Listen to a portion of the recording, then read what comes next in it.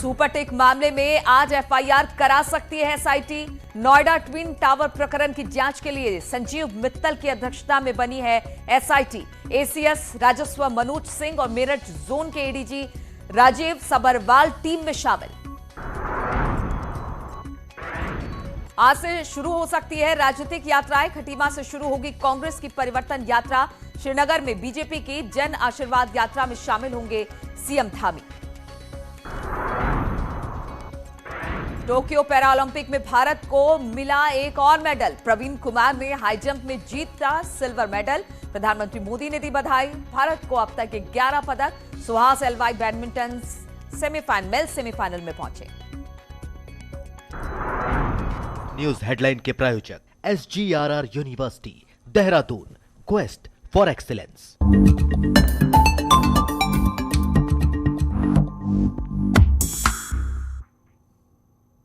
नमस्कार, सुबह 11 बजे की खबरों में आप सभी का स्वागत है। मैं हूं नीलू। करते हैं खबरों की शुरुआत और बुलेटिन की शुरुआत 4 आज की बड़ी खबरों के साथ करते हैं। 4 खबरें आपको बताते। सीएम योगी आज पूर्वांचल में बाढ़ग्रस्त इलाकों का दौरा करने वाले हैं। मुख्यमंत्री बहराइच, गोंडा, बलरामपुर के बाढ़ प्रभावित इलाकों का हवाई सर्वेक्षण करेंगे। बाढ़ पीड़ितों से संवाद के साथ वो अधिकारियों के साथ भी राहत कार्यों की समीक्षा करने वाले हैं। दरअसल बारिश और नेपाल से छोड़े गए पानी से पूर्वांचल के कई जिले इस वक्त जलमग्न है। वहीं सुपरटेक ट्विन टावर मामले में आज एसआईटी जांच शुरू करने के साथ ही एफआईआर भी दर्ज करा सकती है। सीएम योगी के निर्देश के बाद मामले की जांच के लिए संजीव मित्तल की अध्यक्षता में एसआईटी गठित की गई है। उधर बीजेपी 5 सितंबर से उत्तर प्रदेश की सभी विधानसभा सीटों पर प्रबुद्ध सम्मेलन करेगी।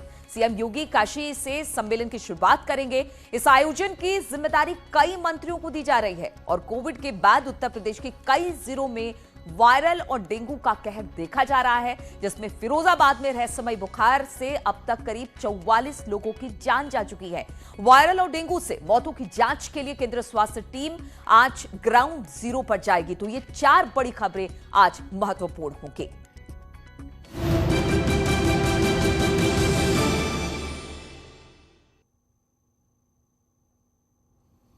और सबसे पहले बात नोएडा के सुपरटेक के ट्विन टावर की करें तो नोएडा के सुपरटेक ट्विन टावर केस में सीएम योगी के निर्देश के बाद एसआईटी एक्शन में आ गई है। आज एसआईटी जांच शुरू करने के साथ ही आरोपी अधिकारियों पर एफआईआर भी दर्ज करा सकती है। आज 5 सदस्यीय एसआईटी की टीम अहम बैठक भी है। एसआईटी ने नोएडा अथॉरिटी से सुपरटेक के नक्शे समेत कई दस्तावेज सुबह ही शासन से मांग लिए हैं। आपको बता दें कि एसआईटी संजीव मित्तल की अध्यक्षता में बनाई गई है, जिसे 1 हफ्ते में रिपोर्ट सौंपनी है। दरअसल नियमों की अनदेखी और अधिकारियों की मिलीभगत से 40 मंजिला 2 टावर बनाए गए थे, जिसे सुप्रीम कोर्ट ने गिराने का आदेश दिया है और अब उत्तर प्रदेश सरकार भी इसको लेकर सख्ती बरत रही है। तो एसआईटी का गठन हो चुका है। एसआईटी के गठन के साथ जिस तरह से जांच शुरू हुई है, अब बताया जा रहा है कि जांच की शुरुआत में ही एफआईआर दर्ज हो सकती है। आरोपी अधिकारियों के खिलाफ ये एफआईआर हो सकती है। आज 5 सदस्यीय एसआईटी की अहम बैठक भी है। एसआईटी ने नोएडा अथॉरिटी से सुपरटेक के नक्शे समेत जितने भी दस्तावेज हैं वो आज सुबह सुबह शासन से मांग लिए हैं। आपको बता दें कि एसआईटी संजीव मित्तल की अध्यक्षता में बनाई गई है, जिसे 1 हफ्ते में अपनी रिपोर्ट शासन को सौंपनी है और ठीक उससे पहले अब काम में तेजी आ गई है, जांच में तेजी आ गई है। दरअसल नियमों की अनदेखी के साथ ही अधिकारियों की मिलीभगत से 40 मंजिला 2 टावर, जिसे ट्विन टावर कहा गया, उसे बनाया गया, जिसे सुप्रीम कोर्ट ने गिराने के आदेश दिए हैं और अब एसआईटी बनाकर इस पूरे मामले की जांच सरकार करा रही है।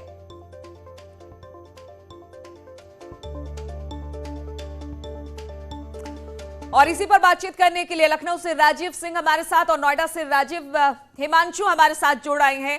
पहले हम राजीव के पास ही चलते हैं। राजीव, जिस तरह से इस पूरे मामले में एसआईटी का गठन कर दिया गया और अब ये कहा जा रहा है कि शुरुआत एसआईटी की जांच की जैसे होगी, वो दोषी अधिकारी जिनके खिलाफ इस पूरे मामले में उनकी संलिप्तता है, उनके खिलाफ एफआईआर भी दर्ज हो जाएगी। क्या जानकारी इसको लेकर? देखिए, सुपरटेक मामले में सुप्रीम कोर्ट के सख्त रुख को देखते हुए मुख्यमंत्री योगी आदित्यनाथ ने पहले दिन ही ये साफ कर दिया था कि इस मामले में जो भी दोषी अधिकारी रहे हैं उनके खिलाफ कड़ी कार्रवाई की जाएगी। और यही कारण है कि उत्तर प्रदेश के औद्योगिक विकास आयुक्त संजीव मित्तल की अध्यक्षता में एसआईटी का गठन किया गया है और ये एसआईटी टीम नोएडा पहुंच चुकी है। अब से कुछ देर बाद ये लोग जो ट्विन टावर है वहाँ का भी निरीक्षण करेंगे और जो भी इसका नक्शा है, जो जो अनियमितताएं हैं उनकी जाँच करेंगे। इस दौरान खासकर जो संदिग्ध अधिकारी हैं, करीब आधा दर्जन ऐसे अधिकारी हैं जिनकी मिली भगत के चलते इस पूरे भ्रष्टाचार को अंजाम दिया गया है। और ऐसे में अब किस तरह से इसका नक्शा पास किया गया नियमों को ताक में रखकर, ये बताया जाता है कि जो इसकी ऊंचाई को लेकर नियमों को ताक में रखा गया है, जो टावर बनाए गए हैं और जो 16 और 17 नंबर के ये टावर हैं उनकी बीच की जो डिस्टेंस है उसको लेकर भी किस तरह से ये नक्शा पास किया गया, ग्रीन बेल्ट में किस तरह इसे बनाया गया, इन तमाम जो सवाल उठ रहे हैं उनका जवाब देने के बिल्कुल लिए ये सवाल अब से नहीं, ये सवाल बहुत दिनों से उठ रहे थे और अब इस पर जिस तरह से सुप्रीम कोर्ट ने संज्ञान लिया, टावर गिराने के निर्देश दिए हैं, अब योगी सरकार भी इस पर लगातार काम कर रही है और एसआईटी का गठन कर दिया गया है। हिमांशु भी हमारे साथ नोएडा से हैं।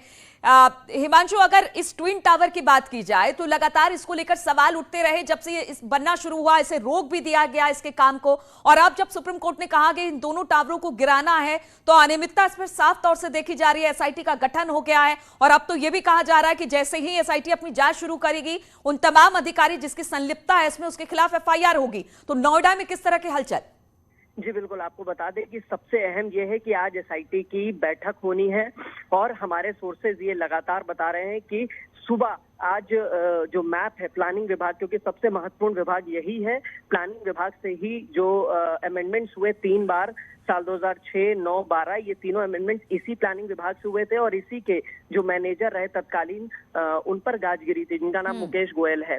अब जो सोर्सेज बता रहे हैं कि इस सुबह ही मैप यहाँ से प्लानिंग के डिपार्टमेंट से मैप मांगे गए, इसके अलावा अन्य दस्तावेज एसआईटी ने मांगे हैं और आने वाले वक्त में जिस तरीके से जांच होगी, क्योंकि 24 घंटे के भीतर यहाँ से नोएडा प्राधिकरण से 6 अधिकारियों के नाम भेजे थे, जिनमें सबसे महत्वपूर्ण प्लानिंग विभाग है। प्लानिंग विभाग से 4 अधिकारी थे, एक इंजीनियर बताए जा रहे हैं और एक जो है वो प्रशासनिक अधिकारी बताए जा रहे हैं। तो ऐसे में गाज गिर सकती है और आने वाले वक्त में हमारे सोर्सेज ये भी बता रहे हैं कि जैसे ही जो पहली बैठक होगी, पहली बैठक के बाद जो कुछ तथ्य सामने आएंगे उसके आधार पे एफआईआर दर्ज कराई जाएगी। तो ये बहुत महत्वपूर्ण होगा। इससे ये समझने की जरूरत है कि योगी सरकार लगातार जीरो टॉलरेंस पर काम कर रही है और बहुत ज्यादा गंभीर है इसको लेकर। बिल्कुल जीरो टॉलरेंस पर काम कर रही है और लगातार बिल्डर्स को ये कहा भी जा रहा है कि आप बायर्स के साथ छल नहीं कर सकते हैं या नियमों का उल्लंघन नहीं कर सकते हैं, और इसी को लेकर ये बैठक और ये जांच बेहद महत्वपूर्ण हो जाती है। बहुत बहुत शुक्रिया आप दोनों का हमारे साथ जुड़ने के लिए।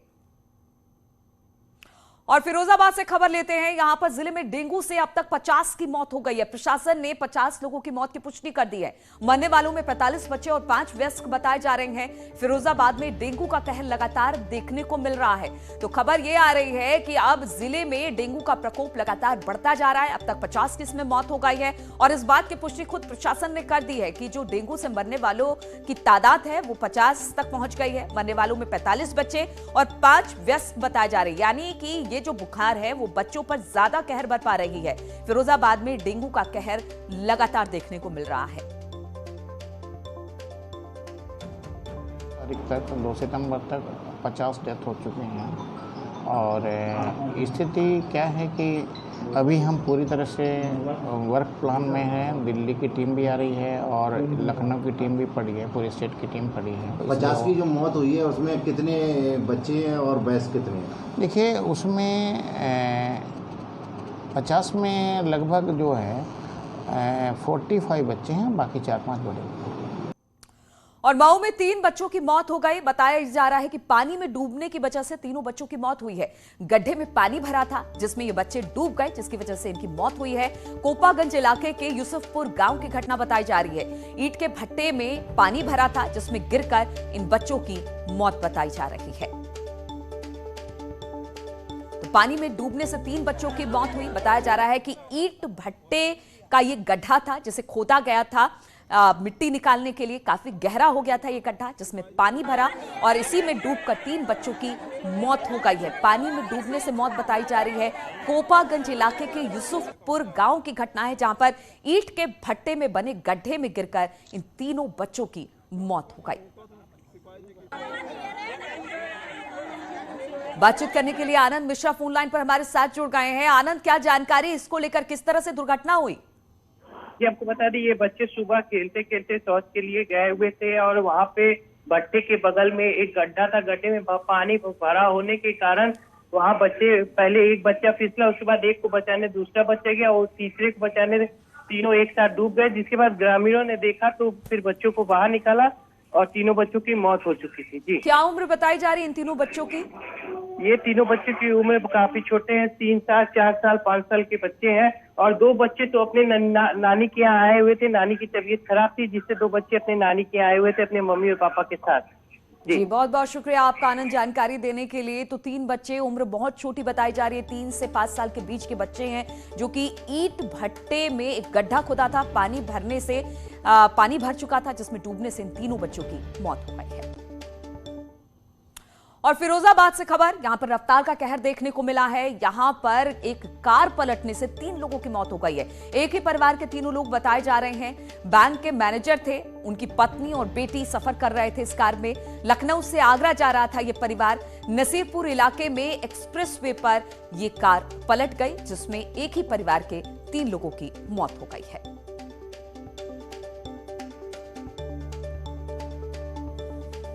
तो फिरोजाबाद में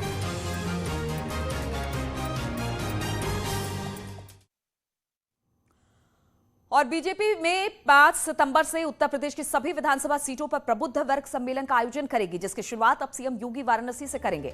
5 सितंबर को प्रदेश में 17 महानगरों में और 6 सितंबर से 20 सितंबर के बीच सभी 403 विधानसभाओं में प्रबुद्ध वर्ग सम्मेलन आयोजित किया जाएगा। मुख्यमंत्री योगी आदित्यनाथ वाराणसी में प्रदेश प्रभारी राधा मोहन सिंह, प्रयागराज में प्रदेश अध्यक्ष स्वतंत्र देव सिंह, अयोध्या में प्रदेश महामंत्री संगठन सुनील बंसल, लखनऊ में डिप्टी सीएम केशव प्रसाद मौर्य, कानपुर में प्रदेश सह संगठन महामंत्री कर्मवीर सहारनपुर में 5 सितंबर से प्रबुद्ध वर्ग सम्मेलन की शुरुआत करेंगे। प्रबुद्ध वर्ग सम्मेलन का प्रभारी प्रदेश महामंत्री और कन्नौज से सांसद सुब्रत पाठक को बनाया गया है।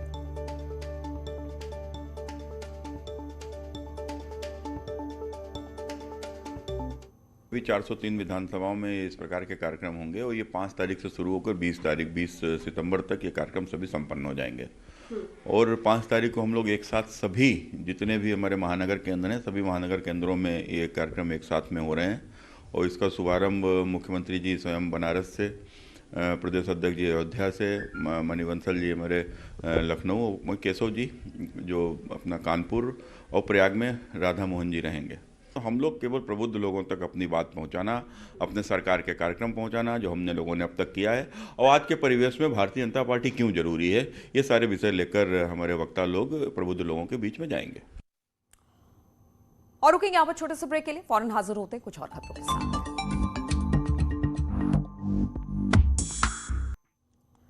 और टोक्यो पैरालंपिक से एक और अच्छी खबर, यहां पर एक और मेडल भारत को मिला है। प्रवीण कुमार ने जीता है सिल्वर मेडल। ऊंची कूद में भारत के लिए सिल्वर मेडल जीता है प्रवीण कुमार ने। जेवर के रहने वाले हैं athlete Praveen Kumar. Tokyo Paralympic में भारत को अब तक 11 पदक मिल चुके हैं। प्रधानमंत्री मोदी ने भी जीत की बधाई प्रवीण कुमार को दी है। प्रधानमंत्री मोदी ने फोन पर प्रवीण से बातचीत भी की। सीएम योगी ने भी जीत की बधाई दी है। प्रवीण कुमार को मेडल जीतने की बधाई सीएम योगी की तरफ से भी मिली है। मुझे मेडल जीत के बहुत अच्छा लग रहा है और मैं थैंक यू अपने कोच को बोलना चाहूँगा और जिन्होंने मुझे अब तक बहुत सपोर्ट किया है। मैं 2019 में जब मैंने स्टार्ट किया था गेम तो मैं सोच रहा था कि मेरा क्या होगा, लेकिन कोच ने मुझे बहुत मोटिवेट किया है। मेरे कोच का नाम डॉक्टर सत्यपाल सिंह है जो मुझे यहाँ तक लेके आए हैं। जब भी मुझे लगता था कि मैं पीछे हटने वाला हूँ, मुझे लगता कि अब नहीं हो पाएगा, जब भी मेरे कोच ने मुझे आगे बढ़ने के लिए पूरा वो किया है। और प्रवीण कुमार की जीत पर प्रधानमंत्री मोदी ने ट्वीट किया है, पैरा ओलंपिक में रजत पदक जीतने वाले प्रवीण कुमार पर गर्व है। ये पदक उनकी कड़ी मेहनत और अद्वितीय समर्पण का परिणाम है। उनके भविष्य के लिए शुभकामनाएं।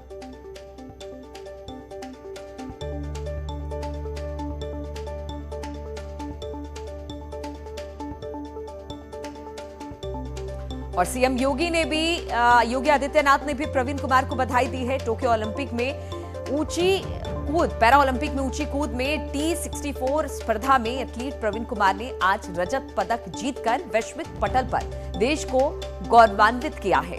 ये पदक उनके कठोर परिश्रम, लगन और धैर्य का सुफल है। कामना है कि उनकी सफलता का ये क्रम अविराम चलता रहे। जय हिंद।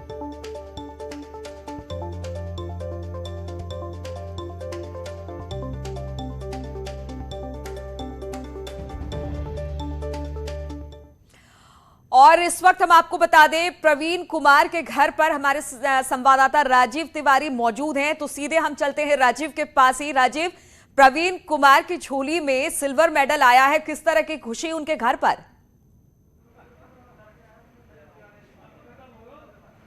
बिल्कुल, अगर देखा जाए तो इस समय मैं प्रवीण कुमार के गांव पहुंच गया हूं, उनके घर पे पहुंच गया हूं। उनके पिताजी यहां पे मौजूद हैं। खुशी का माहौल है, सभी लोग, गांव के लोग और परिवार के लोग यहां पे जश्न मना रहे हैं। देखा जाए तो प्रवीण कुमार ने आज सिल्वर मेडल जीता है। टोक्यो में जो है भारत के साथ साथ प्रदेश के साथ साथ गोविंदगढ़ गांव का नाम जो है चर्चा का विषय बना हुआ है। खुशी के मौके पे क्या कहेंगे आप? मैं इस बारे में कुछ ज़्यादा नहीं कह पाऊँगा। मुझे बहुत ज़्यादा खुशी है जो लड़के ने ऐसा काम किया है, और आगे भी ये उम्मीद मुझे ये है कि आगे गोल्ड लाने की उम्मीद है मुझे। इससे ज़्यादा इसके बारे में ज़्यादा कुछ नहीं कह सकता हूँ। अब लड़का आ जाए तो उसी के बारे में बात जब होंगी। बिल्कुल, अगर देखा जाए तो प्रवीण कुमार के कठिन परिश्रम का, मेहनत का यह परिणाम सामने देखने को मिल रहा है। मुख्यमंत्री योगी आदित्यनाथ जी ने भी बधाई दी है कि कठिन परिश्रम का ही जो है परिणाम मिला है। कितनी मेहनत करते थे, और क्या जब वो टोक्यो जा रहे थे तो आप लोग की क्या मन में क्या चल रहा था, किस तरह की उम्मीद थी? मेहनत उसने काफी की है, बचपन से मेहनत करता है। और इस वक्त खेल मंत्री सत्येंद्र जी भी हमारे साथ जुड़ गए हैं। सत्येंद्र जी, जिस तरह से प्रवीण कुमार ने प्रदेश का ही नहीं पूरे देश का नाम रोशन किया, क्या कहेंगे, किस तरह से बधाई देंगे प्रवीण कुमार को?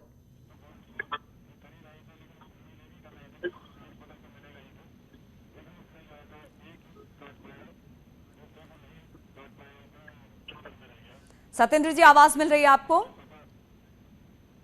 माफ कीजिएगा उपेंद्र जी, आवाज मिल रही है आपको?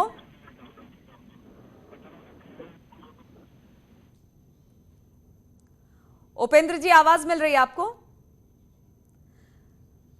चलिए, उपेंद्र जी तक हमारी आवाज नहीं पहुंच पा रही है। टोक्यो पैरालंपिक में एक और मेडल मिला है। जेवर के रहने वाले प्रवीण कुमार ने सिल्वर मेडल जीता है। ऊंची कूद में उन्होंने सिल्वर मेडल जीता है। आवाज आपकी आ रही है? उपेंद्र जी, आ रही है आपको आवाज मेरी? उपेंद्र जी, आवाज आ रही है?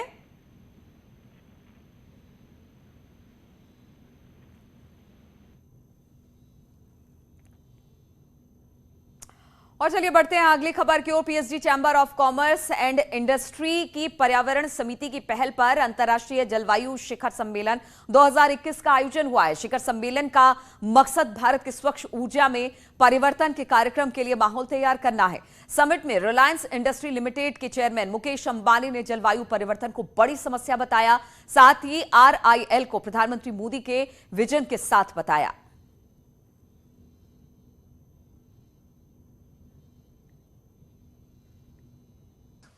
The rapid fall in the cost of production has made solar energy highly competitive, attracting large-scale investments.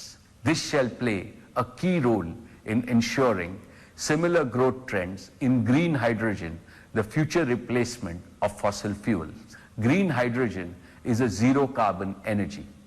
It is the best and the cleanest source of energy which can play a fundamental role in the world's decarbonization plans. Green hydrogen is key to our evergreen, sustainable and prosperous future of everyone on the planet. Hydrogen has high gravimetric energy density and can be reconverted into electricity and heat with zero emissions. Although the cost of hydrogen from electrolysis today are high, They are expected to fall significantly in the coming years. तो इन्हीं तमाम खबरों के साथ इस bulletin में फिलहाल इतना ही। रुकेंगे छोटे से ब्रेक के लिए, लेकिन ब्रेक के बाद भी लगातार खबरों का सिलसिला यहाँ जारी है।